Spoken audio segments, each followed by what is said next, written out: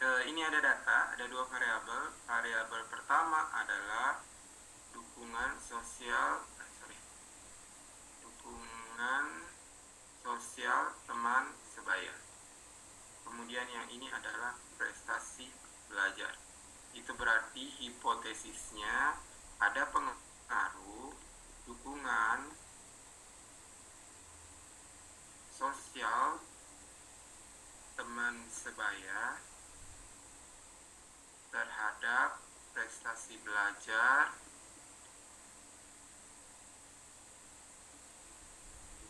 mahasiswa psikologi UNM misalnya. Oke, selesai ini maka kita bisa ikuti langkahnya. Kita ambil analyze, terus ke regression, kemudian ke linear. Oke, prestasi belajar masuk ke dependent, dukungan sosial masuk ke independent. Kemudian kita pilih statistik. Pastikan estimate tercentang, model fit tercentang, deskriptif tercentang, case-wise diagnostik tercentang, all case tercentang, kemudian continue. Terus pilih plot. Nah, di plot ambil SD receipt, masukkan ke Y, terus Z pred, masukkan ke X, klik next, masukkan dependent ke Y,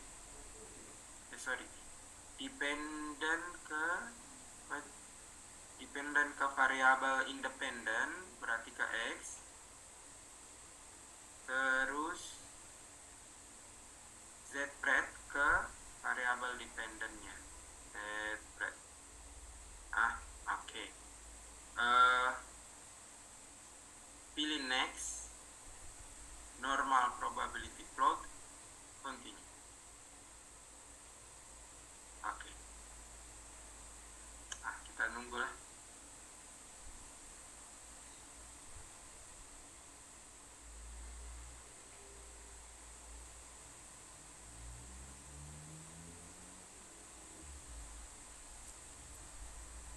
Oke, sudah keluar hasilnya ya, ada di sebelah sini hasilnya. Kita lihat satu-satu. Nah, hasil yang pertama keluar adalah statistik deskriptif. Di sini kita bisa lihat nilai minnya 77,73. Kalau prestasi belajar untuk dukungan sosial teman sebaya 74,17. Terus ada standar deviasi dan kita bisa memastikan jumlah subjeknya apakah betul sudah sesuai dengan yang kita input. Terus yang berikutnya adalah tingkat signifikansi korelasi dan besarnya korelasi untuk memastikan betulkah ada korelasi atau tidak. Nah, kita bisa lihat di nilai signifikansinya yang ada adalah 0,018, kecil dari 0,05, berarti ada korelasi yang signifikan. Kemudian koefisiennya adalah minus 0,243, itu berarti makin tinggi dukungan sosial teman sebaya, makin rendah prestasi belajar. Dukungan sosial ini rupanya membuat orang jadi bermain saja, tidak belajar gitu ya. Terus kita ke model summary. Nah, lihat nilai R-nya ini sama dengan nilai R yang di atas ya. Cuma yang membedakan tidak ditauki tandanya minus atau positif kalau di sini. Jadi paling bagus memang harus dilihat dulu ini yang korelasi personnya. Di sini tuh tidak akan jelas tandanya. Baik di SPSS, JSP maupun Jamovi tidak akan jelas. Kalau JSP sama Jamovi malah tidak keluar nilai korelasinya ya. Kita harus lakukan secara terpisah. Yang keluar langsung ini koefisien korelasi yang ini. Jadi kita tidak tahu signifikan atau tidak. Kemudian ada R-square. R-square itu adalah pengkuadratan dari koefisien korelasi. Nama lainnya adalah koefisien determinasi. Semakin kecil angka R-square, semakin lemah hubungan kedua variabel. Berkisar antara 0 sampai 1. Merupakan, kalau mau dibaca, cara bacanya adalah sekian persen dari variabel dependent dapat dijelaskan oleh variabel independent, sisanya oleh variabel lain yang tidak diteliti. Jadi kalau kita mau baca ini, maka ini 0,059 dikali 100%. Itu berarti 5,9% prestasi belajar itu dipengaruhi oleh dukungan sosial teman sebaya. Sisanya 97,1% itu dipengaruhi oleh variabel lain yang tidak dilibatkan dalam penelitian. Jadi kecil sekali ya, seandainya data ini benar, maka kecil sekali pengaruh dukungan sosial teman sebaya itu terhadap prestasi belajar, cuma 5,9%. Seandainya data ini benar, sayangnya data ini adalah data buatan. Terus kita ke yang berikutnya, ada SEE. Kalau di slide itu adalah standard error of the estimate dari variable dependent. Jika SEE-nya kecil dari standar deviasi variable dependent, maka kita lihat berapa SD-nya variable dependent. SD-nya 15,3, ini 14,96, berarti memang dia lebih kecil. Maka model regresi lebih bagus dalam bertindak sebagai prediktor variabel dependent daripada rata-rata dari variabel dependent itu sendiri. Jadi bagus ini modelnya harusnya. Kemudian yang berikut adalah kita bergeser ke nilai ANOVA-nya. Nah, yang dilihat adalah nilai signifikansinya 0,035, itu kecil dari 0,05, maka model regresi bisa digunakan untuk memprediksi variabel dependent. Jadi model regresinya boleh digunakan. Nah, yang mana model regresinya? Kita turun ke koefisien. Di koefisien, lihat kolom B-nya. Inilah tempat untuk melihat persamaan garisnya. Intercept atau konstan itu ini 96,276. Kemudian A-nya itu minus 0,250, X-nya tergantung kita. Jadi kalau Anda lihat di sini di slide ya, Y sama dengan 96,276 dikurang 0,250X. Itulah persamaan garisnya yang kita ambil dari sini. Nah, apakah persamaan garis ini bisa digunakan dengan keyakinan 100%? Karena sudah dibilang modelnya bagus, belum tentu bisa 100%, bisa kurang dari 100%. Kita lihat lagi uji T-nya. Uji T ini menguji signifikansi konstanta dan variabel dependent.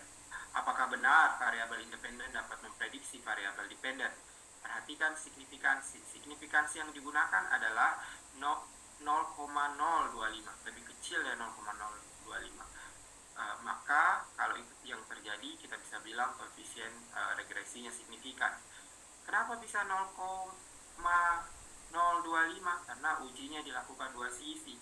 Jadi probabilitas yang tadinya 0,05 dibagi dengan 2. Nah, kita lihat hasil uji T-nya di sebelah.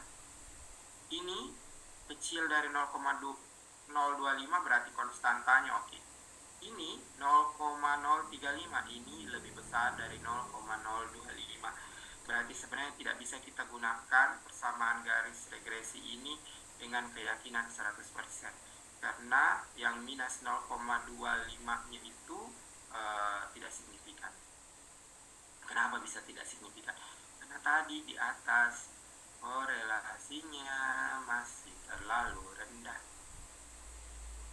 Ingat, sumbangan efektifnya cuma 5,9%. Itu penyebabnya ya. Tidak bisa yakin dengan garis prediksi 100%. Kemudian ada case wise diagnostik, ini yang tadi dibilang residual. Residual itu harusnya 0 ya, yang paling bagus. Ini residual yang muncul tidak ada satupun yang 0. Cuma ini dekat-dekat 0 nih. 0,052 itu dekat-dekat 0. Yang lainnya besar-besar. Terus ini ringkasan untuk residual statistik yang tadi di atas. Kemudian, nah kita ke gambar normal PP plot.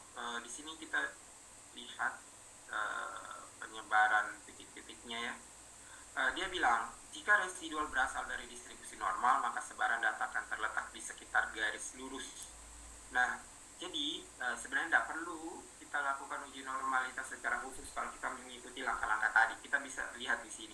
Jadi begitu masuk, kita turun ke sini dulu, lihat dulu di sini. Di sini normal enggak? Kalau normal baru kita baca itu yang di atas. Korelasi atau tidak berkorelasi. Nah, lihat ini dia masih ada di sekitar garis lurus, berarti dia normal. Terus yang berikutnya scatter plot 1. menggambarkan hubungan antara nilai yang diprediksi dengan studentized delay residualnya. Jika model regresi layak dipakai untuk prediksi bit, maka data akan berpencar di sekitar angka 0 pada sumbu Y dan tidak membentuk suatu pola atau tren tertentu. Lihat ini datanya. Mereka berpencar, tapi banyak yang agak jauh daripada daripada ini ya, dari garis nolnya sumbu Y. Maka itu juga mungkin tadi penyebabnya, sehingga minus 0,025 itu tidak signifikan. Terus kita ke scatter plot 2. Menggambarkan hubungan antara variabel dependen dengan nilai prediksinya. Jika model memenuhi syarat, maka sebaran data akan berada mulai dari kiri bawah lurus ke kanan atas. Ini ya, kiri bawah ke kanan atas. Enggak ya? Tidak terlalu. Masih banyak yang di bawah-bawah. Itu juga penyebabnya tadi, dia tidak signifikan. Oke, seperti itu untuk analisis regresi sederhana. Kita akan melangkah ke analisis